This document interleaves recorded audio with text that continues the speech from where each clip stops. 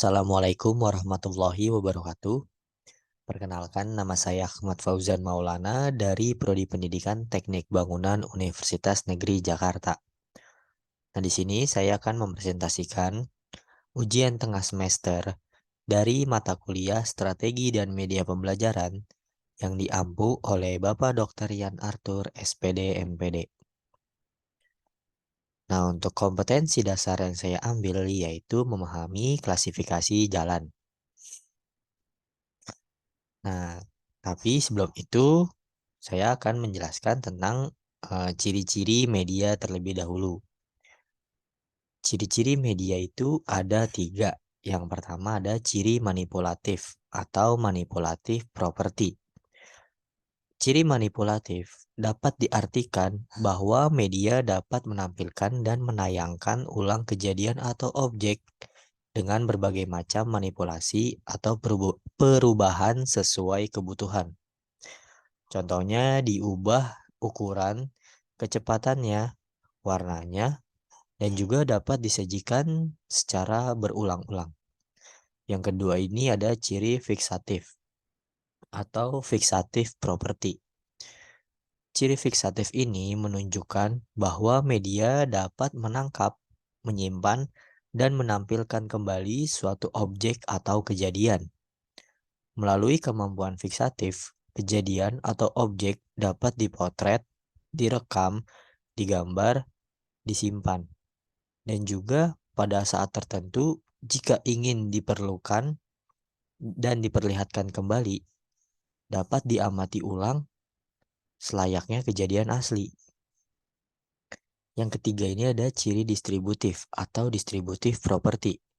Ciri distributif berarti media itu dapat menjangkau audiens dengan jumlah yang besar secara satu kali penyampaian dengan secara serempak.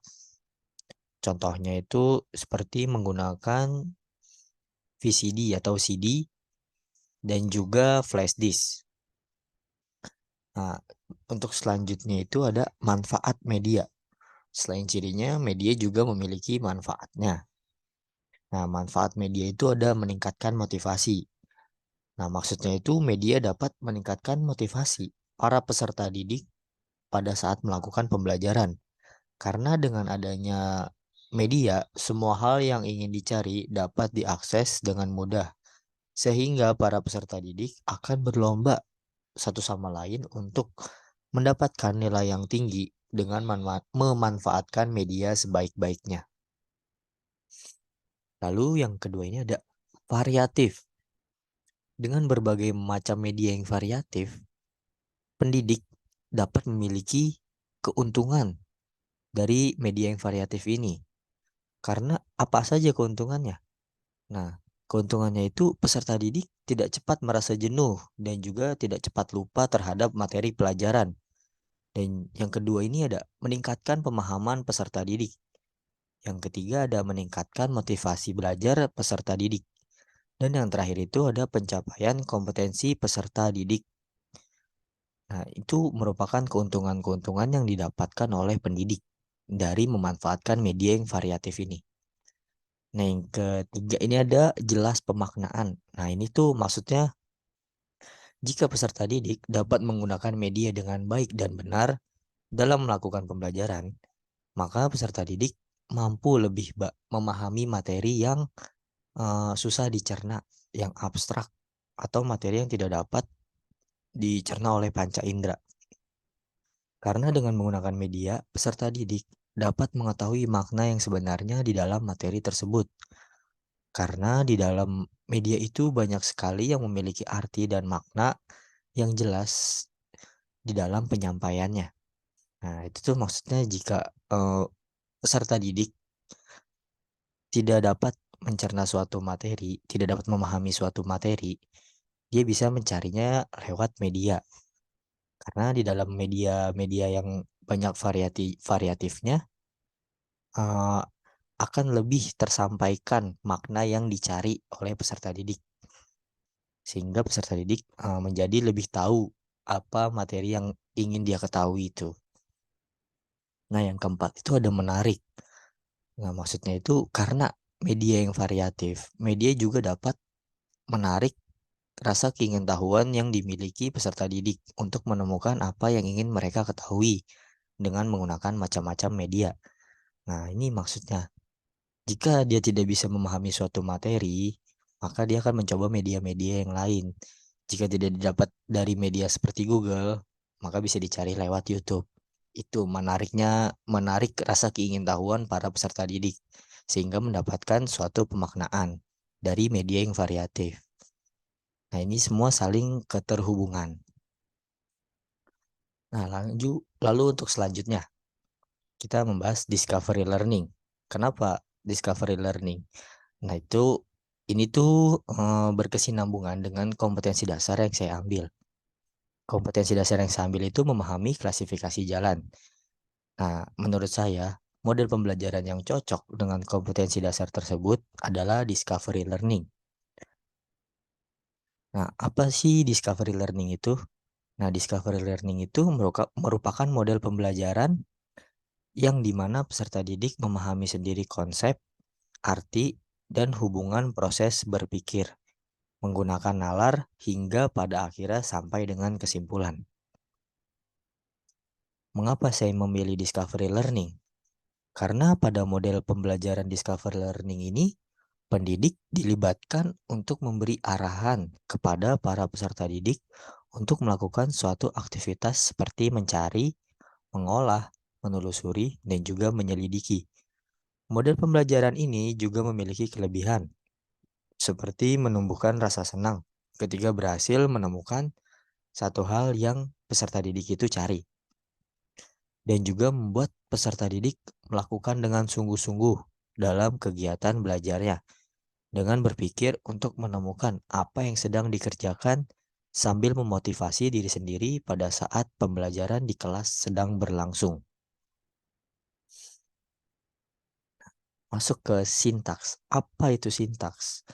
Sintaks adalah panduan umum berupa keseluruhan alur atau langkah-langkah kegiatan pembelajaran dalam suatu model pembelajaran. Apa sih tujuan membuat sintaks? Nah, tujuan membuat sintaks itu untuk mengatur langkah apa yang harus dilakukan dalam mengajar dan apa saja yang harus dilakukan dengan urutan yang sudah sesuai dengan strategi dan metode yang dipilih. Nah, itu tuh maksudnya seperti jika saya ingin mengajar di suatu kelas dengan kompetensi dasar memahami klasifikasi jalan dan juga menggunakan model pembelajaran discovery learning. Nah, apa duluan yang saya harus lakukan di dalam kelas tersebut jika sudah memasuki kelas itu? Nah, itu semua ada di dalam sintaks. Model pembelajaran discovery learning juga memiliki sintaks. Nah, untuk sintaks dari model pembelajaran discovery learning itu ada di slide selanjutnya. Nah, ini adalah sintaks discovery learning. Nah, DCL ini maksudnya discovery learning. Nah, langkah pertama itu adalah pemberian rangsangan. Maksudnya itu adalah guru memulai kegiatan pembelajaran dengan mengajukan pertanyaan dan aktivitas belajar lainnya terkait materi pembelajaran yang mengarah pada persiapan pemecahan masalah. Yang kedua ada pernyataan atau identifikasi masalah. Nah, guru memberi kesempatan kepada peserta didik untuk mengidentifikasi sebanyak mungkin masalah yang relevan dengan bahan pelajaran, kemudian dipilih dan dirumuskan dalam bentuk hipotesis. Nah, yang ketiga itu ada pengumpulan data. Saat melakukan pengumpulan data, guru memberikan kesempatan kepada peserta didik untuk mengumpulkan informasi yang relevan untuk membuktikan benar atau tidaknya hipotesis. Nah, lalu yang keempat ini ada pengolahan data. Nah, guru membimbing peserta didik saat melakukan pengolahan data. Yang kelima ini ada verifikasi. Nah, verifikasi ini bertujuan untuk menunjukkan hasil dari yang mereka cari dan membuktikan benar atau tidaknya hipotesis. Nah, yang terakhir ini yang keenam ada menarik kesimpulan. Nah, menarik kesimpulan ini dilakukan oleh guru. Guru menarik sebuah kesimpulan dari apa yang telah dipelajari terkait materi pembelajaran. Nah, ini merupakan langkah-langkah atau alur yang dibuat pada model pembelajaran discovery learning jika ingin mengajar dengan menggunakan model pembelajaran discovery learning. Tahapnya ada 6. Yang pertama itu seperti yang tadi sudah saya bacakan. Guru mengajukan pertanyaan dan aktivitas belajar lainnya terkait materi pembelajaran yang mengarah pada persiapan pemecahan masalah. Nah, itu maksudnya mungkin seperti gurunya itu menanyakan suatu hal kepada peserta didik, yang dimana peserta didik ini belum mengetahui apa yang dimaksud dari guru tersebut, tidak dapat mengetahui jawabannya. Nah, lalu jika sudah seperti itu, guru memberi kesempatan kepada peserta didik untuk mengidentifikasi sebanyak mungkin masalah yang relevan dengan bahan pelajaran. Maksudnya itu seperti jika materinya tentang jalan, ada masalah apa yang mungkin terjadi pada jalan tersebut. Nah, itu diidentifikasi sebanyak-banyaknya, tetapi tetap relevan dengan jalan tersebut. Seperti jalan rusak, jalan tinggi sebelah, beda level, seperti itu mungkin. Kemudian dipilih dan dirumuskan dalam bentuk hipotesis atau dugaan sementara. Nah, lalu saat melakukan pengumpulan data, guru memberikan kesempatan kepada para peserta didik untuk mengumpulkan informasi yang relevan dengan membuktikan benar atau tidaknya hipotesis. Nah, jadi ini maksudnya peserta didik diberikan kesempatan untuk mencari dari berbagai sumber, baik itu Google, YouTube, jurnal, atau PDF-PDF dari yang mereka temukan untuk membuktikan apa masalah yang mereka pikirkan itu benar atau tidak. Nah, lalu saat melakukan pengolahan data, pengumpulan data yang mereka cari, guru tersebut tetap membimbing peserta didik tersebut agar tidak menjauh kemana-mana dari hal yang dipelajari. Nah, lalu yang kelima ini ada verifikasi bertujuan menunjukkan hasil dari yang mereka cari. Nah, jadi setelah datanya terkumpul, maka murid tersebut akan melakukan verifikasi kepada sang guru tersebut. Apakah jawabannya itu relevan dengan hipotesis yang telah mereka buat sebelumnya. Nah, lalu untuk yang terakhirnya, guru menarik sebuah kesimpulan dari apa yang telah dipelajari pada saat kelas berlangsung itu, dan juga membenarkan apa yang kurang dari peserta didik tersebut, dari hipotesis yang telah peserta didik tersebut buat. Nah, lalu selanjutnya ada kesimpulan. Jadi kesimpulan yang dapat saya simpulkan adalah model pembelajaran discovery learning ini cocok dengan kompetensi dasar yang telah saya ambil, yaitu memahami klasifikasi jalan. Karena dengan adanya bantuan seperti media-media yang telah tercipta, maka para peserta didik dan pendidik pun bisa melakukan model pembelajaran discovery learning pada saat akan melakukan pembelajaran terhadap materi klasifikasi jalan raya. Nah, itu maksudnya seperti misalnya guru tersebut ingin melakukan alur seperti sintaks yang telah saya bacakan tadi, maka media media-media yang ada itu sangat mendukung terhadap kompetensi pembelajaran ini. Karena jalan-jalan tersebut bisa dicari lewat Google, lewat jurnal, lewat YouTube, dan sebagainya. Maka dari itu saya berpikir bahwa kompetensi dasar memahami klasifikasi jalan ini cocok dengan model pembelajaran discovery learning. Mungkin itu saja yang dapat saya sampaikan. Mohon maaf bila banyak salah kata, kurang lebihnya mohon maaf. Wabillahi taufiq wal hidayah.